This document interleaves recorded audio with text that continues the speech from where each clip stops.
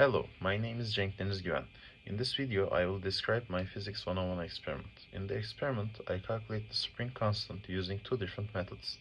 The static method based on Hooke's law and the dynamic method using simple harmonic motion. The purpose of the experiment is to determine the spring constant K and compare the results obtained from two different methods. In the static method, according to the Hooke's law, the force required to stretch a spring is directly proportional to the spring's displacement, and it's expressed as F equals K times X.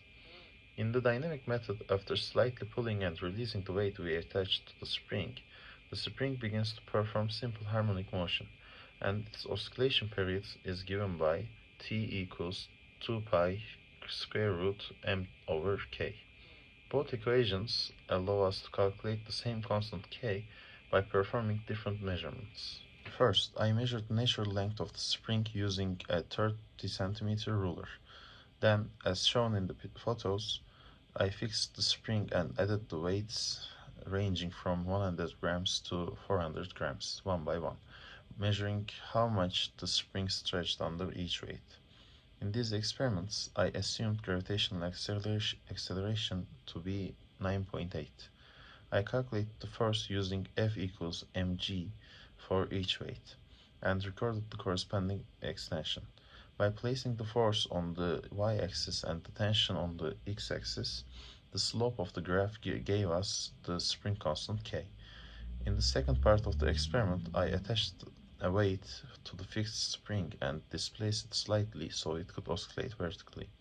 In the video, I calculated time for several oscillations and found the period t by dividing the time by the number of oscillations. After that, I repeated the process for different suspended weights and calculated t-square and plotted a graph of t-square versus mass. The slope of this graph is equal to 4 pi squared over k, which allowed me to calculate my spring constant K in another way. After examining both methods, I arrived at two different results for the spring constant. Both results were close to each other, which proved that Hooke's law and simple harmonic motion are related to the same restoring force from the spring. Small differences between the two values may be caused by measurement errors such as timing inaccuracies, not measuring the extension perfectly, friction, or the spring constant not being perfectly ideal. Even with these small uncertainties, the two results were consistent overall. In conclusion, this experiment demonstrated two different approaches to determine the spring constant.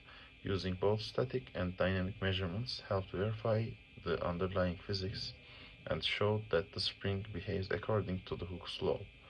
Thank you for watching.